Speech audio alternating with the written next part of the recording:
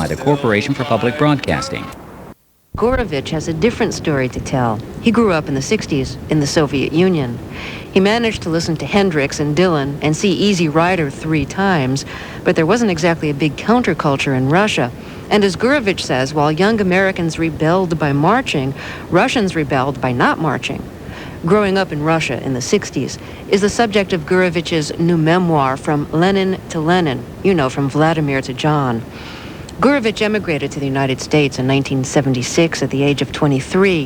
He was already fluent in English when he arrived, having worked as a translator in the Soviet Union. In the States, he's worked as a translator, teacher, and computer programmer. He's also a novelist and playwright. On the day he arrived in the West, there was a Newsweek article about Soviet emigres. When he found the article, he was excited, but by the time he was finished reading it, he was depressed.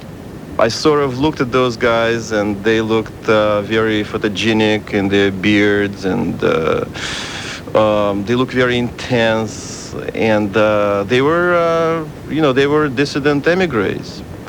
And formally, I was also an emigre, and I was forced into a dissident role at the reception center, where I was told that I better put down political as a reason for immigration.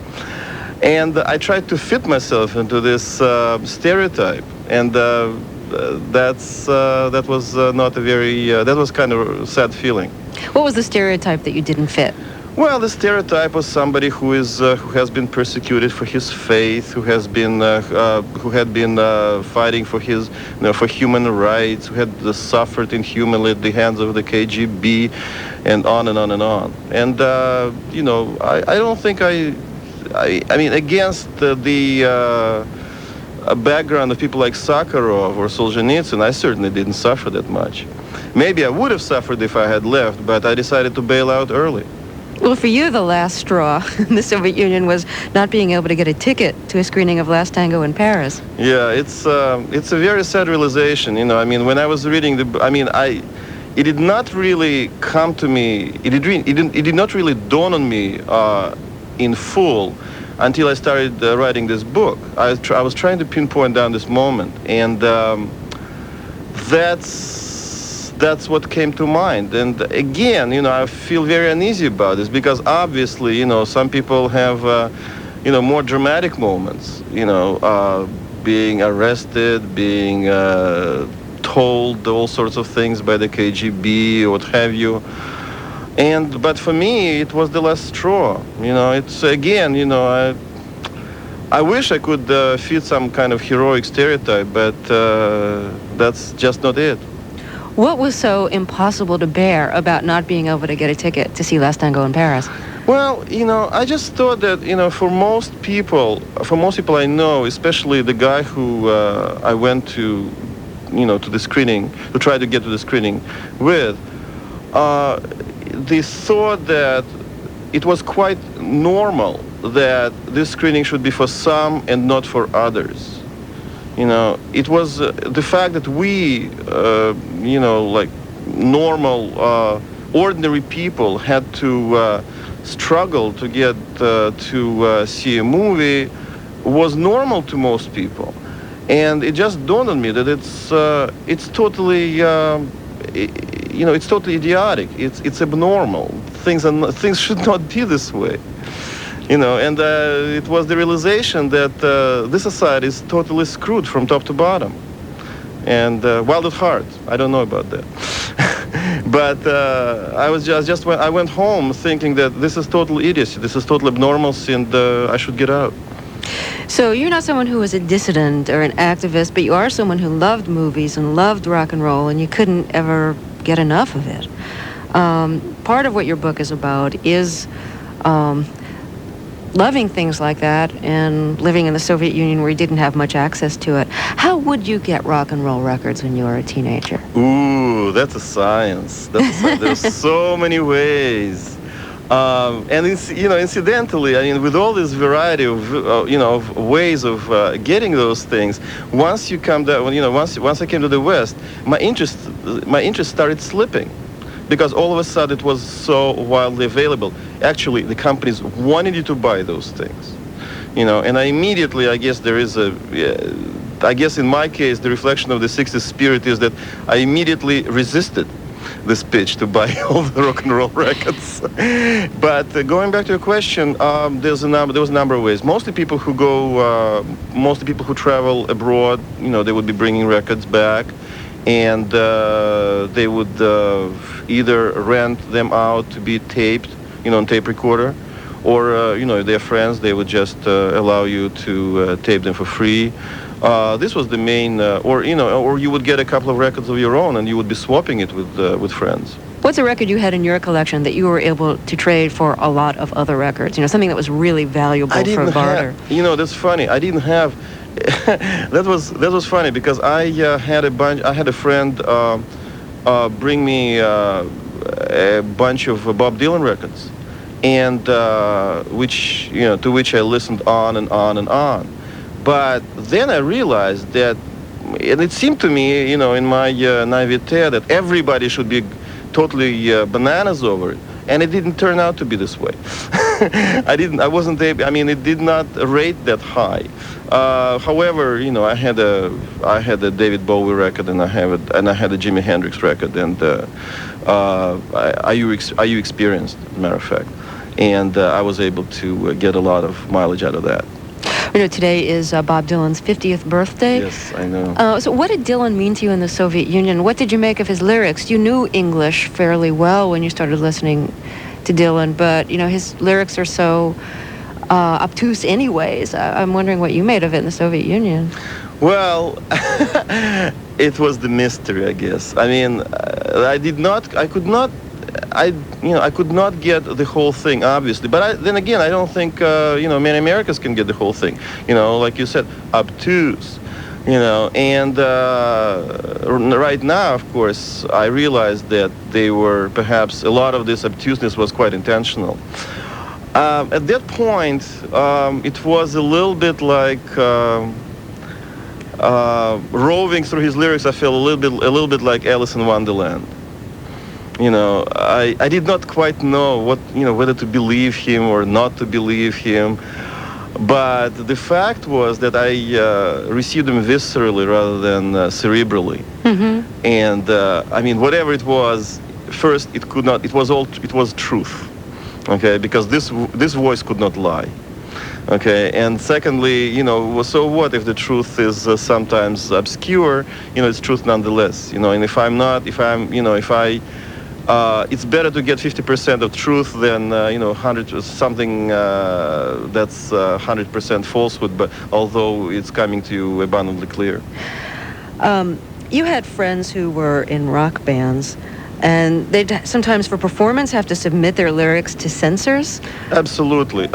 You see, the thing is that in Russia there was always this state. Hypocrisy has always existed on the state scale. That is to say that the kids knew that they were just playing rock and roll, okay? And the people who were in charge of those shows, the party ideological, the people in charge of ideology, they also knew it. But nonetheless, everything had to be labeled just so. And this is why, stuff like Stairway to Heaven had to be labeled as English folk song. Painted Black was, an anthem and a hymn against racism, etc., etc. So did they have to change the lyrics? They didn't, because they were singing in English anyway, and in rock and roll, you wouldn't be able to recognize those lyrics the way those guys killed the phonetics. So it's very funny the way English is being transformed. Were there officially sanctioned rock songs that officially sanctioned people wrote that had really stupid lyrics? In Russia? Yeah. All the lyrics were stupid. The thing is that, like I said, the term itself, the term rock and roll itself was pretty much in the official lingo, in the Russian newspeak. It was associated with something Western corrupting, So the official term was pop music. And a lot of this was actually, looking back on it, a lot of it was much closer to what we know as Europop rather than American rock and roll.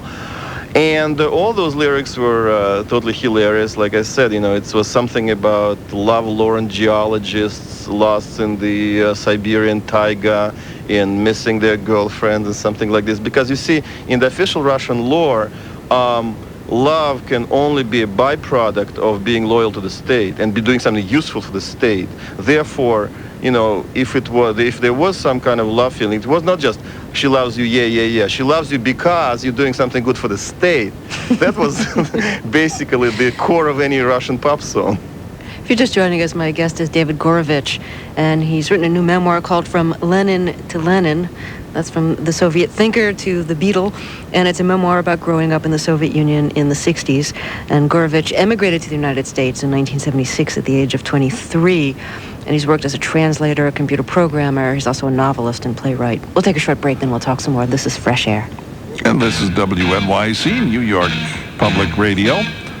That patchy fog that rolls in tonight will give us a very muggy condition on Saturday. Partly sunny, hazy, very warm and humid tomorrow. Highs of 85 to 90. 81 degrees now at 17 after 7. Here, you're listening to Fresh Air with Terry Gross on WNYC, New York Public Radio.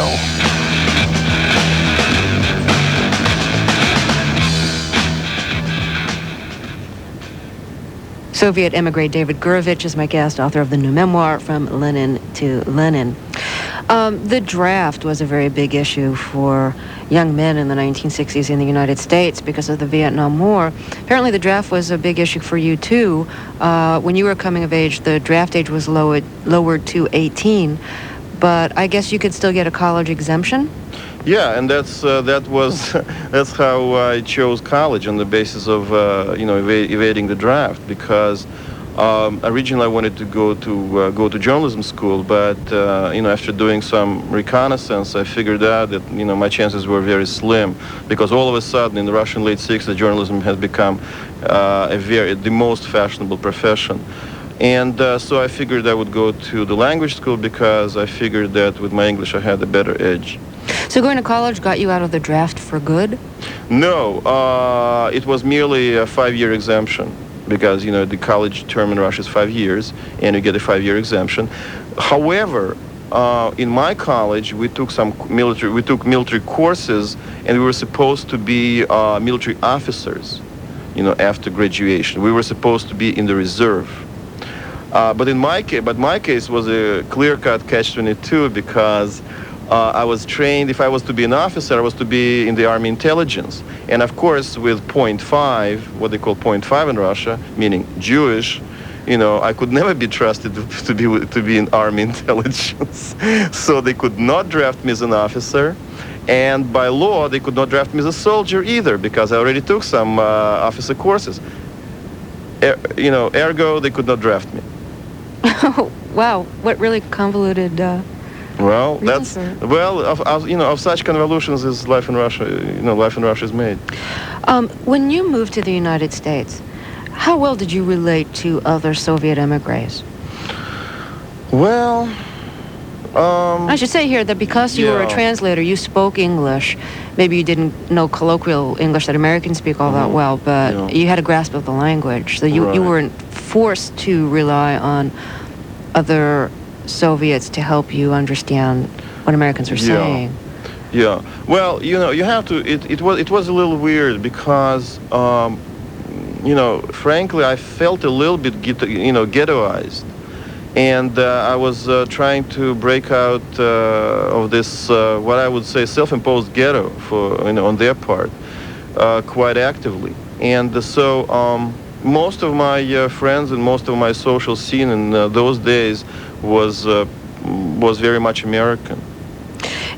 During part of your early years in the United States, you translated for Soviet emigres on public assistance. I still do. Oh, you still do? Oh, yeah. Tell me some of the predicaments that Soviet emigres have been involved with that they really didn't understand, that you've had to help them out of. Well, it's an interesting phenomenon, because I think, first of all, I'd like to say that I think that of all groups involved, covered by public assistance, the Soviets are probably one of the few groups for whom it really works. because it really works as a bridge. The way I think that the social welfare system, was designed in the first place. I have not seen a Russian who has been, very few Russians I have seen have been on welfare for more than a year. I mean, they really use this time, they really go to school and takes all sorts of courses and they get out of it.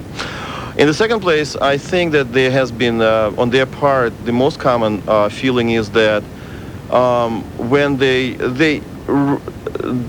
literally expected of America, to the streets to be paved of gold and with gold, and they really expected America to be something so drastically different from Russia. And let's face it, welfare system is not very different from Russia in many ways. It's bureaucracy, it's red tape, it's incredible incompetence, inefficiency. It's the opposite of meritocracy. And they're shocked by it, and I have every time I talk to them, I have to bring them down to earth, so to speak, because I tell them, if you want to be in America proper, you have to get a job and go into private sectors, best of all, probably. And another thing that just totally boggles their imagination is that Russian bureaucracy they knew how to deal with. Okay, they always know that you cannot meet it headlong. You cannot face it in a dumb way. You have to find ways around it. You have to find loopholes. You have to find somebody who knows somebody else who works in such and such position. In other words, you don't just walk into a clerk's office. You say, "Hi, I've been talking to Ivan Ivanovich, and he told me to talk to you." It's like a municipal system in New York or Chicago. You know what I mean? Mm-hmm. I mean, that's how the entire Russian system works. And anybody who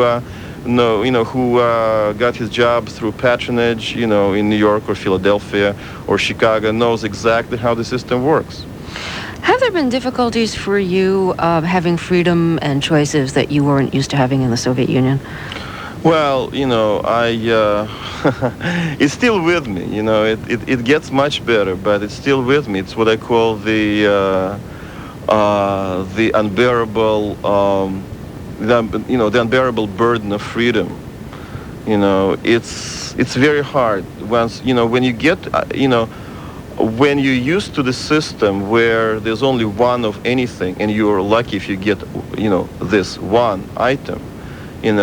It's very hard, and I can see it on the example of the Soviets who come to America these days, my relatives and my friends and other people, and I think another problem is that the problem that I have barely started coming to terms with is that I think that every American has a big, growing up in a free society, has some notion of how to sell him or herself, and I don't mean like in literal sense, but he or she would operate in a free market, and whether we're talking about an interview for a job with the university or selling insurance or what have you, but every American has this skill, on however small a scale. Russians have no idea of any of this. Like I said before, in Russian system, the way of getting something is going over there, making a few calls and saying, "Look, I talked to Ivan Ivanovich, and he told me that you might have this and that for me." Okay. So the way to get something in the Soviet Union is to pull strings, not to sell yourself. No, it has nothing to do with selling yourself, and that's why I think that the only people who knew how to sell things in Russia were the black marketeers, and even they, were far from American model. So I think this is going to be a tremendous obstacle in terms of in the Russians' progress towards a more open society, because they have absolutely no idea what market is. They all profess market right now in Russia has replaced the place of Marxism on the official altar. You meet like the most hardcore party official, he will say to you, "We believe in market." Of course, it will be our new socialist market, but we believe in market. We're moving towards market. The guy has no idea what market is, but now it's the new dogma. Right. You know, Dale Carnegie is the bestseller. I mean, you have the book. I mean, Lee Iacocca's book is on every bookshelf. In the Soviet Union, right? Oh yeah. You can. It's like in every corner. That's really interesting. You know, I mean, this is the country where they worship capitalism. You know, like they never worship Marxism. The trouble is, they still don't know what the hell they're worshiping. Huh. You know, in your book jacket cover, you're wearing a denim jacket. And that reminded me that, you know, Levi's really had just a special, almost magical image about them when you were in the Soviet Union. Does that still hold any power over you? Well, it does, in a sense, because this is my, this is my way of dealing with the same freedom that we talked about before. You know, it's very easy for me to buy jeans. You know, I don't go around and shop around. I just go to the store and buy Levis. That's it. You know, rather than dealing with with all the choices. With all the choices. 100,000 brands of blue jeans. That's right. That's right. Unfortunately, I mean, what kills me is that unfortunately Levi's has come, you know, with the 20 varieties themselves. You know, so it's you know, I mean, they have all those fly buttons, schmy buttons, and you know, I don't know how to deal with this. But actually, the choice of the jacket on the cover was not mine; it was the photographer's. You know, I mean, if you ever have been photographed for anything, you know that you have absolutely no say in how you're going to be photographed, what you're going to be wearing, you know, how you want your hair. I mean, the moment you say, okay, take my picture for the book jacket, I mean, you're the bonded slave. That's it. David Gorovich, I want to thank you very much for talking with us. Oh, thank you. It was fun. David Gorovich is the author of From Lenin to Lennon.